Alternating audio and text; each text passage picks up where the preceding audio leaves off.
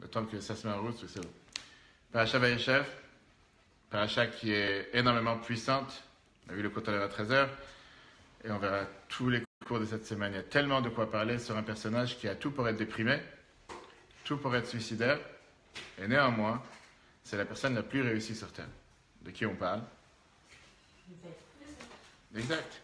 Comment est-ce possible que quelqu'un qui avait toutes les raisons sur Terre d'être vraiment la personne la plus grande délinquant, il a été soupçonné d'être un délinquant? Et néanmoins, la Torah nous dit que pas seulement il ne s'est pas laissé abattre par les épreuves, par les difficultés, par les ennuis qu'il a eus, et il en a eu. Il n'y a pas eu un des 12 tribus qui a eu autant d'épreuves que Yosef. Pas seulement qu'il n'a pas été démoralisé, mais c'est lui qui a montré l'exemple, c'est lui qui a donné le futur du peuple juif, c'est lui qui a fait en sorte que nous sommes là tout court aujourd'hui. Parce que s'il n'y aurait pas eu quelqu'un pour nous nourrir pendant toutes les années de famine, la suite, on peut continuer toute l'histoire, jamais Yaakov serait descendu en Égypte, jamais le peuple juif serait descendu en Égypte, etc., etc., etc. Et va savoir où on aurait été sur la planète aujourd'hui.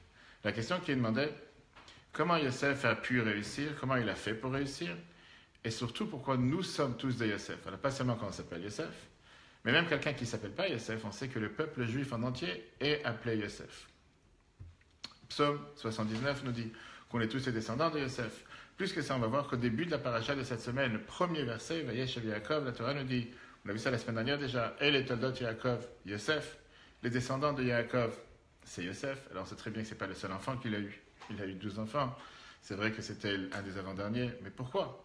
Quelle allusion le peuple juif a avec Yosef? Alors c'est vrai qu'on est appelé Bnei Israël, les enfants de Yaakov.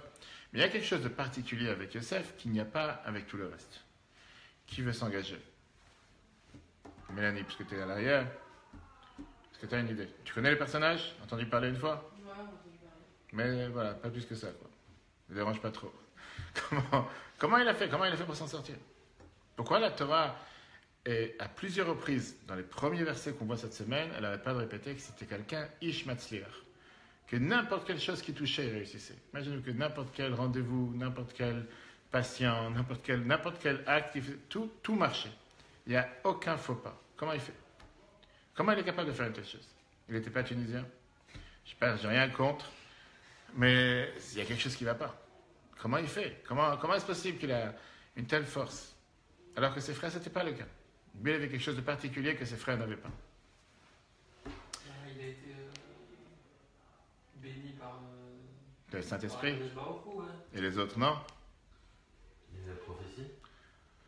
Non, il n'y avait pas la prophétie. Béni, ils ont Lui, tous. particulièrement, il avait la flamme, c'est comme David Amela, on dit qu'il y avait le sang, dans son étoile, il y avait du sang.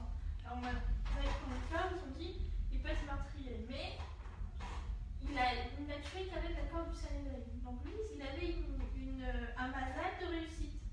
Pourquoi? C'est Dieu qui a décidé pourquoi. Parce qu'il avait les capacités. Donc, c'est un coup de chance. Non, c'est Dieu qui décide. D'accord, donc ça veut dire quelqu'un qui... Le mazal, c'est Dieu. Hein. Ok, on va rentrer dans le débat si vous voulez, avec grand plaisir. C'est-à-dire que quelqu'un que Dieu n'a pas décidé, il est fichu, pour dire en bon français. D'accord. D'accord. Ça passe dans le jeu. On a cassé un instrument, il était neuf. Voilà. Ok, si tu veux. Alors, je vais dire, sur ce que vous avez dit, oui et non. 100% vous avez raison sur l'idée que le mazal dépend de Dieu, je suis d'accord. La Torah nous le dit. Sauf que la Torah dit aussi que Ein Mazal et Israël. Que le peuple juif ne dépend pas du mazal. Et donc, si ça fait 1-0 ou 10-0, mais en tout cas... La même chose qu'on dit, par exemple, quand Israël est sorti d'Égypte, l'étoile d'Israël était rouge. Donc, ils ont eu peur de mourir à la sortie d'Égypte. En fait, Dieu a transformé ce sang en sang d'aboutillade. Par nos actions, tout peut changer. Oui, vous avez raison. Mais la ligne de conduite, lui, il avait la Sarah. D'ailleurs, on dit, il pour Yosef. C'est par rapport à l'œil. Par rapport au mauvais œil. Et ça même pour ceux qui croient. Parce qu'il n'y a pas de mauvais œil. Alors oui, on dit dans la prière tous les matins, on demande à Dieu de ne pas nous envoyer le mauvais œil. Et néanmoins, la Torah nous dit que le mauvais œil, c'est pour celui qui y croit. Celui qui n'y croit pas, il n'est pas touché. Donc c'est... Hein? Je suis sûr de ça. Sûr. Ok. Au moins, j'ai quelqu'un qui pense comme moi. Mais non, mais c'est ce que la Torah nous dit. Et le Rabbi répète sans arrêt combien de gens ils ont écrit de lettres au Rabbi en demandant mais on nous a fait l'œil, il va savoir ce qui nous est arrivé. Et à chaque fois, le Rabbi répondait la même phrase que l'œil peut toucher seulement celui qui y croit. Et d'ailleurs, c'est le cours qu'on a donné tout à l'heure à 13h sur l'interprétation des rêves. On va tout de suite voir Yosef, il va chez ses frères, il leur raconte les fameux rêves qu'il a rêvé. Le premier rêve, c'était qu'on est, j'ai traduit le texte, on était en train de prendre des gerbes dans le champ. On a mis chacun sa gerbe, et voici que ma gerbe était au centre. Et tous vos gerbes sont venus, se sont prosternés à ma gerbe. Alors, mis à part le fait que je ne connais pas quelqu'un aujourd'hui qui rêve un tel rêve, il faut vraiment être malade pour rêver quelque chose de pareil. Même si tu travailles dans les champs en Seine-et-Marne toute la journée, tu ne rêves pas des gerbes dans la nuit, que les gerbes sont venues, ils ont bougé, parce que tu vois des films. Deuxième rêve, c'est aussi un rêve bizarre. Tu vois qu'il y a le soleil, la lune, les étoiles qui viennent tous se prosterner à lui. Qui rêve un tel rêve aujourd'hui, je ne sais pas. Néanmoins, Torah nous dit, on verra ça la semaine prochaine, quand on compare ces rêves aux rêves de vaches.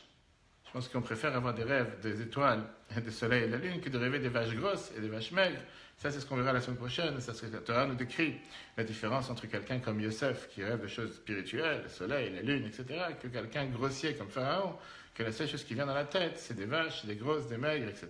Peut-être qu'il y a des gens qui rêvent de vaches, je ne sais pas. Moi, perso, je n'ai jamais rêvé de vaches, ni quoi que ce soit. Peut-être que ça arrive. Yosef, il vient et il raconte ses deux rêves. Le deuxième rêve, c'est pas seulement que ses frères se prosternent à lui, c'est aussi son père, sa mère. Ça, je rentre tout de suite dans les détails, que la Torah nous dit que la majorité des rêves, c'est du vent. Et en règle générale, il y a peut-être un peu de vérité, mais la majorité, c'est quelque chose que la Gemara nous dit, que quelqu'un il est capable de rêver qu'un éléphant peut rentrer dans le trou d'une aiguille. Dans les rêves, tout est possible. Les gens s'imaginent. Pourquoi il y a quelque chose qui ne va pas avec son rêve? Quand il a rêvé que son père, sa mère et ses frères viennent se prosterner à lui. Tout le monde sait que Yosef n'a pas de mère. Sa mère est décédée. Donc déjà, il y a quelque chose qui ne va pas dans le rêve. Il y a quelque chose qui n'est pas dans les normes. Néanmoins, la Torah nous dit que quand il a ce rêve, alors il y en a qui disent que ce n'était pas sa vraie mère, c'était pas Rachel, c'était, on va dire aujourd'hui, sa belle-mère, Bila. Yaakov, sur le champ, il entend les rêves de son fils.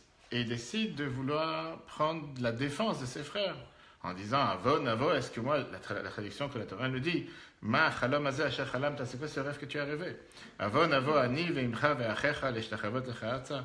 Est-ce que moi, ta mère et tes frères, on va venir se prosterner devant toi? Ça n'a pas de sens. Je ne fais pas le cours de tout à l'heure dans lequel on revient à ce qu'on a dit par rapport au mauvais œil et le mazal, que tout dépend comment quelqu'un l'interprète. Qui leur a demandé d'interpréter que Yosef disait que tout le monde va venir se prosterner? Si quelqu'un vient te voir aujourd'hui et te dit j'ai rêvé qu'il y a 11 étoiles, le soleil, la lune, il dit mais c'est quoi?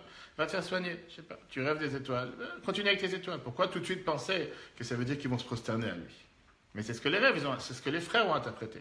Et malheureusement, la suite on continue, qu'ils ont décidé de s'en débarrasser, ils ont décidé de le vendre, etc., etc. Sauf comme on a dit tout à l'heure, la Torah nous dit que Yaakov s'est rendu compte qu'il y a quelque chose qui ne va pas ici. Pourquoi il y a quelque chose qui ne va pas? Parce qu'il s'est dit, tu es en train de me dire ta mère, ton père et tes 11 frères sont là en train de se prosterner. De la même manière que ta mère ne peut pas se prosterner, puisqu'elle n'est pas là aujourd'hui, elle est décédée, on a vu ça la semaine dernière. De la même manière, je pense que tout le reste du rêve n'a pas de sens.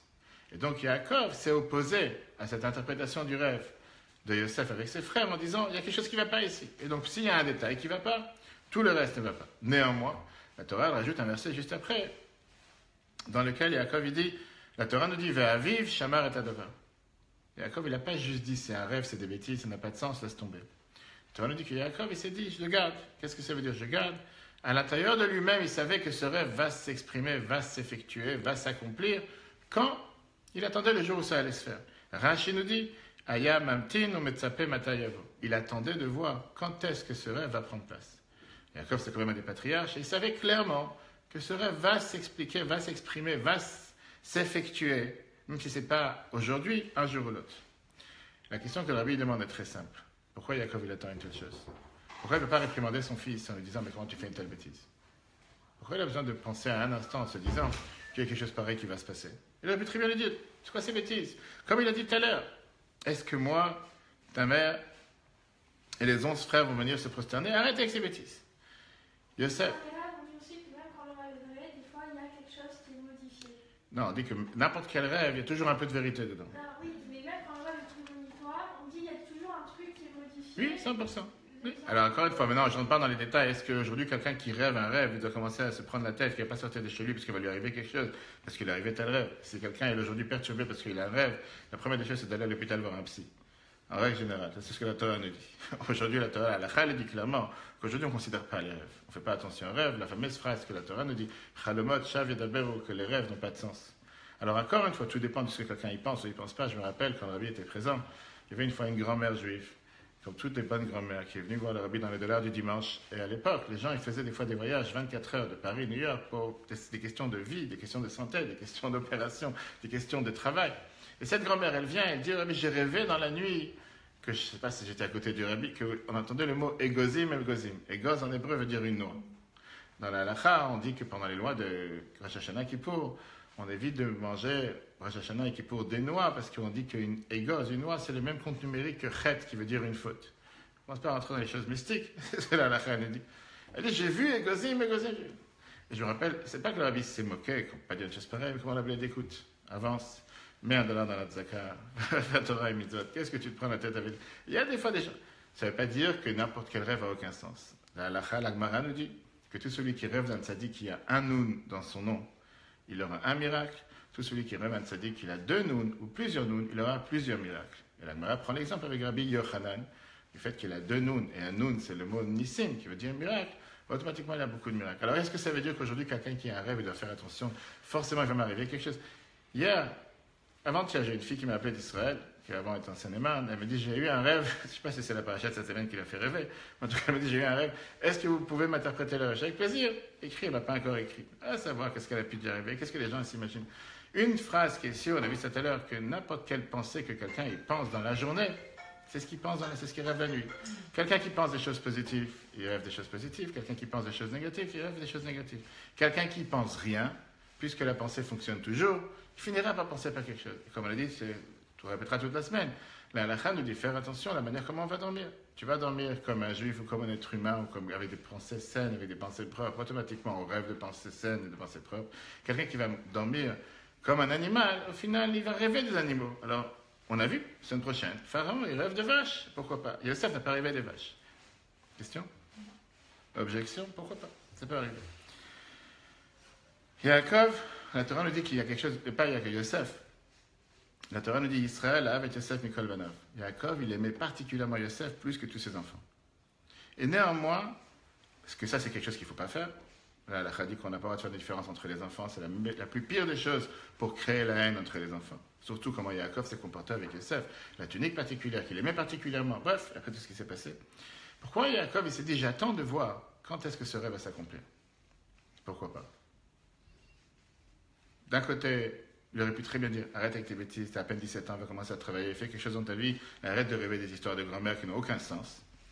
La Torah nous dit non, Yaakov s'est dit j'attends, qu'est-ce qui se passe? On a dit tout à l'heure que dans le Télim, le psaume, on a dit le psaume 80, Télim nous dit qu'il Noé Katzan Yosef, Roé Katzan Yosef, que le peuple juif est considéré comme le berger du troupeau, comme Yosef. Dieu appelle tout le peuple juif Yosef. Pas forcément celui qui s'appelle Yosef, celui qui est un membre de famille Yosef, on est tous appelés des Yosef. Pourquoi on est comparé à Yosef plus qu'à autre chose?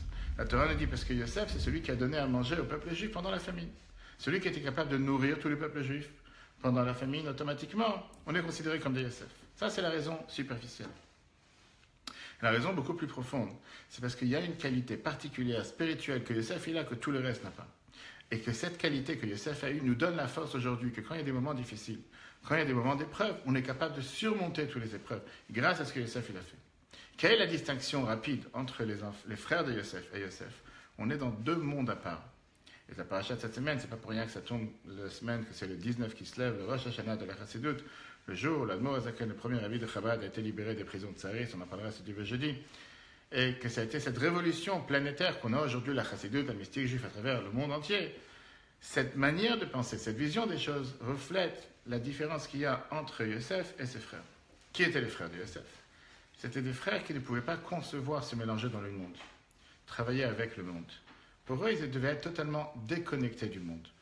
Ça existe aujourd'hui pour certaines personnes qui te disent que si tu veux faire la religion, si tu veux te conduire comme un juif, tu dois forcément habiter dans un endroit où tu as 10 synagogues en bas, 20 boulangeries, peut-être 3 restaurants, et va savoir quoi d'autre. Tu dois vivre dans un cocon juif, tu dois vivre dans un ghetto juif, tu dois être enfermé et déconnecté du monde, parce que si tu vis dans le monde, tu ne pourras jamais faire ce que Dieu demande. Et la preuve, regardons les frères de Yosef, qu'ils étaient des gens que la Torah nous dit bergers. Et qu'est-ce que ça nous représente, le fait qu'ils étaient des bergers, qu'ils étaient totalement séparés du monde. Ils n'avaient pas affaire avec le monde, parce que par définition, être mélangé dans le monde, c'est automatiquement ne pas pouvoir faire ce que Dieu attend de moi. Si je veux pouvoir faire Torah et mitzvot, prier 3 fois par jour, faire Shabbat, manger kasher, je dois me séparer du monde. Pour pouvoir être à la hauteur de ce qu'on attendait des patriarches et des enfants des patriarches, il fallait être séparés. Yosef, Il est totalement à l'opposé. D'abord, à 9 ans, il perd sa mère, ça c'est pas de sa faute. À 17 ans, il est vendu. Il va en Égypte. 12 ans, il passe dans une prison en Égypte. Ce n'est pas les prisons qu'on a en Seine-et-Marne ou en Ile-de-France ou dans le monde en général. Pour rien, parce qu'il est soupçonné de viol. Il va savoir là qu'il n'est même pas jugé. 12 ans en train de souffrir. Ni il est amer, ni il est triste.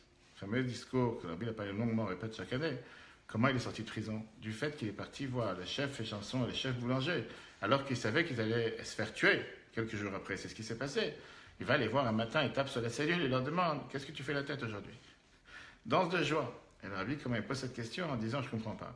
Ils sont en train de manger des sushis et une bar mitzvah, ces gens-là. Ils ne savent même pas ce qui se passe avec eux. Ils savent que demain, ils vont se faire tuer. » Un jeune délinquant juif qui va voir les ministres qui sont en prison. Et il a dit « Qu'est-ce que tu fais la tête ?» La Torah, on prend le terme « Madoua pnechem re'im ayom » Pourquoi vous faites la tête aujourd'hui? Pourquoi vous êtes malheureux? Qu'est-ce qu'il y a d'être malheureux? Il m'a dit, mais qu'est-ce qu'il a dans sa tête? N'importe quelle personne qui va voir quelqu'un qui souffre et qui se moque de lui avec une telle question, il lui met une claque et dit, qu'est-ce que tu prends la tête? Et c'est ça qui a fait qu'ils se sont rendus compte qu'il y a un jeune juif qui explique les rêves, que grâce à ça, il est parti pour expliquer les rêves de Pharaon et que grâce à ça, il est devenu vice-roi d'Égypte. Parce qu'il a pris les choses d'une manière que même si je suis dans un trou, en Égypte, pour rien, il n'y a aucune raison sur terre pourquoi il est dans ce trou. Mais néanmoins, il s'est dit, ce qu'il va dire plus tard, que ce n'est pas vous qui m'avez envoyé, c'est Dieu qui m'a placé. À chaque fois, on voit plus tard, on verra ça dans Vaïchi, quand il a la rencontre avec ses frères dans Vaïgash, et après dans Vaïchi, que ses frères ils sont désolés, on demande pardon, ils ont peur que maintenant que le père il est décédé, il va se venger. À chaque reprise qu'ils disent, on n'aurait pas voulu te vendre, on n'aurait pas voulu t'envoyer, Yosef reprend en disant, c'est pas vous qui m'avez envoyé, c'est Dieu, c'est pas vous qui m'avez vendu, c'est Dieu qui m'a envoyé. Et la conception de Yosef est tellement riche, parce que la réponse à la question qu'on a demandé tout à l'heure, pourquoi Yosef plus que les autres, pourquoi on ressemble à Yosef, et quelle force il nous donne pour pouvoir réussir, tout dépend comment quelqu'un se place. Si quelqu'un il se place comme victime, il finit par être victime. Malheureux, mes frères m'ont vendu, m'ont placé dans telle situation, je ne suis pas capable de m'en sortir, il ne s'en sortira pas. Yosef savait depuis le premier instant que la situation dans laquelle il est, ce n'est pas une situation que quelqu'un l'a placé, c'est Dieu qui l'a envoyé. Il y avait une fameuse histoire qu'il racontait avec le grand rabbin Sachs, Jonathan Sachs, grand rabbin d'Angleterre, qui était pendant plus de 20-30 ans, je crois, toujours vivant. Quand il a rencontré le rabbi, c'était dans les années 60, c'était un simple universitaire à l'université de Cambridge, en Angleterre, et il faisait la tournée en Amérique. Il allait voir tel professeur. Il est parti voir le rabbi de Lubavitch, un parmi tant d'autres. Et quand il est parti voir le rabbi, en pleine discussion privée, le rabbi dit, qu'est-ce que tu fais pour les étudiants juifs à Cambridge? Tu me dis que tu viens de l'université, qu'est-ce que tu fais pour eux? Et lui, d'abord, il s'est étonné. C'est la première fois que quelqu'un me dit qu'est-ce que je dois faire pour les autres. Je suis venu te voir pour un conseil, pas pour me dire ce que je dois faire. Et il dit, Rabbi, vous savez, dans la situation dans laquelle on se trouve, Cambridge, dans les années 60, on n'est pas en 2017. Et là, Rabbi, il arrête. Et il répète cette histoire à toutes les rencontres et toutes les conférences qui parlent. Que Rabbi dit, ça n'existe pas la situation dans laquelle on se trouve. De la même manière que quelqu'un se trouve dans une situation, il peut se trouver dans une autre situation. Ça dépend comment toi tu te places. Ça, c'était la force de Yosef. Yosef savait que c'est pas parce que je ne vis pas en Israël, en Canaan, à l'époque, que je suis parti en Égypte, et que j'ai été vendu, je suis placé dans un trou, dans un puits, pendant 12 ans, ça veut dire que c'est fini pour moi. Je suis destiné, j'ai le mazal d'être un délinquant, je deviens délinquant. Parce que c'est ce que Dieu l'a fait. La preuve, c'est que si Dieu aurait voulu que je m'en sorte, j'aurais pu m'en sortir. Dieu m'a placé dans un trou, ça veut dire que je suis fait pour être dans un trou. Yosef était capable de reprendre la phrase que son père a dit la semaine dernière dans Vaïshlach. Parce que la Torah nous dit que tout ce qui s'est passé avec Yosef, s'est passé avec son père. C'est la copie-collée de son père. Du fait qu'il avait un frère qu'il n'aimait pas. Esav, Yosef, ses frères ne l'aimaient pas. Sa mère l'a attendu longtemps, elle était stérile avant de l'avoir. Yaakov, pareil, sa mère était stérile avant de l'avoir. Le fait que sa mère, elle est morte quand elle était jeune, et toutes les souffrances qu'il a eues. Yaakov, en étant chez Lavan, il a dit la fameuse phrase la semaine dernière, j'ai habité chez Lavan, im Lavan Gati, Rashi nous dit, malgré que j'étais dans un endroit hostile au judaïsme, hostile pour le peuple juif pour vivre, j'ai respecté les 613 commandements. Malgré que ce n'était pas l'endroit idéal. Yosef a fait exactement la même chose. Yosef, la différence qu'il avait avec ses frères, c'est que pour ses frères, ce n'était pas concevable de vivre en Égypte et de pouvoir vivre comme un juif.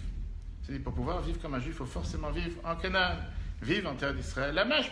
Mais aller en Seine-et-Marne, aller dans 94, 80, savoir n'importe quel endroit, où il n'y a pas ce cocon juif, où il n'y a pas ce ghetto juif, je ne pourrais jamais m'en sortir. Pas seulement qu'il a réussi, pas seulement qu'il a lui-même pas failli, à tel point que tous les histoires que la Torah nous raconte sur Yosef, c'est le fait qu'il aurait dû être en relation avec la femme de Potiphar, et néanmoins, il n'est pas tombé dans la tentation, il s'est enfui, il n'est pas tombé, alors qu'on a vu tout à l'heure que Yosef était considéré un des plus beaux mannequins qui existait dans l'histoire, que toutes les filles d'Égypte défilaient pour le voir, pour voir sa beauté. Et néanmoins, un jeune de 17 ans n'est pas tombé dans le piège, mais il a réussi aussi à changer toute l'Égypte. Il a réussi aussi à avoir un impact sur eux. La Torah nous dit qu'il a fait en sorte que toute l'Égypte, les gens se circoncisent. Il a eu une influence sur eux. C'est ce courage que Yosef a donné au peuple juif qui donne à chacun d'entre nous, qui fait que si aujourd'hui quelqu'un il ose dire « j'ai tellement d'épreuves, j'ai tellement de difficultés, je me sens tellement mal, j'ai tellement d'ennuis dans ma vie », on lui dit « tu sais quoi, prends, je sais pas, le rabbin Google va savoir, et va chercher c'était qui Yosef. Si tu penses un instant que tu peux te comparer avec les souffrances que Yosef il a eues, on est loin du compte. Personne sur terre peut se dire qu'il souffre comme Yosef il a souffert. C'est quelqu'un, encore une fois, sa vie courte, jusqu'à 30 ans, une vie que de malheur. Et néanmoins, grâce à sa vision des choses, la Torah nous dit que tout ce qu'il touchait réussissait. Il n'y a pas une chose dans laquelle il touchait qu'il avait un... Pourquoi il réussissait? Parce que la Torah te dit qu'à chaque fois qu'il parlait avec Potiphar, la femme de Potiphar, avec Pharaon, à chaque fois il rappelait en disant, c'est pas moi qui décide, c'est Dieu qui décide. Quand ils lui ont dit, par rapport à l'interprétation des rêves, on verra la semaine prochaine, j'ai entendu parler que tu étais un tellement bon interpréteur. Il dit, c'est pas moi, c'est Dieu qui fait réussir. Potiphar lui a demandé quelque chose, c'est Dieu qui fait réussir. Et chaque fois, il a essayé de détourner en disant, c'est pas moi. Il y a un Dieu qui fait. C'est le même Dieu qui m'a envoyé ici, c'est le même Dieu qui a fait que je suis ici, c'est le même Dieu qui me fait réussir. Et comme ça, il a réussi. Quelle leçon on apprend de notre cher Yosef? Ça ne veut pas dire qu'il n'y a pas d'épreuves, ça ne veut pas dire qu'il n'y a pas de difficultés, ça veut pas dire qu'il a eu des grandes épreuves, il a eu des grandes difficultés. Mais il s'est dit que si Dieu m'a placé dans tel endroit, pas seulement j'ai un devoir, pas seulement j'ai une mission, mais le même Dieu qui m'a placé, le même Dieu est capable de m'en sortir. Et si je crois, et si je suis confiant, et surtout en agissant et en travaillant, il n'est pas resté à dormir en Égypte. Il a donné les conseils à Pharaon comment sortir de la famine. Il a mis en place tout ce système pour nourrir tout le monde. Et grâce à ça, il a nourri toute la planète. Alors même si on sait que c'est un plan qui a été orchestré par Dieu depuis le départ, mais au final, le fait qu'il était avec cette vision, ne pas se laisser abattre, ne pas se laisser... Et ça, c'est ce qui s'est passé avec tout le peuple juif. Pourquoi on est considéré comme Yosef? On voit à travers tous les temps, à travers depuis le début de l'histoire jusqu'à nos jours, combien le peuple juif a souffert.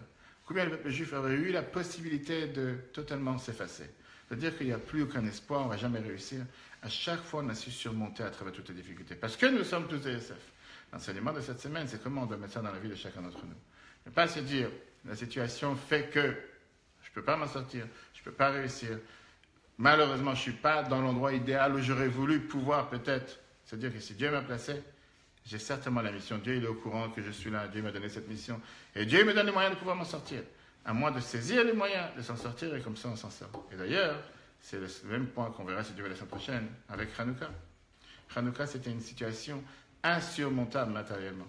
Comment quelques personnes qui font la guerre pendant quelques années sont capables de battre tous ces Grecs, tous ces Romains, tous ceux qui étaient à l'époque opposés au peuple juif. Et néanmoins, pas seulement qu'on a réussi, pas seulement qu'on a trouvé cette fiole d'huile, cette même fiole qui n'aurait jamais dû durer plus qu'un jour, a duré 8 jours. Si on regarde notre histoire, ça nous donne tellement de courage pour se dire que si quelqu'un, une fois, il croule sous les épreuves, il croule sous les difficultés, peu importe dans le travail, dans la vie familiale, dans la société, il se dit, mais je ne vois plus le jour. Rappelle-toi de Yosef. Quand on se rappelle de Yosef, on voit qu'on est en plein jour, en plein soleil. Question? Objection? Tout le monde dort. Ok, alors bonne nuit à tous. Très bonne semaine, si Dieu veut, à la semaine prochaine. Merci.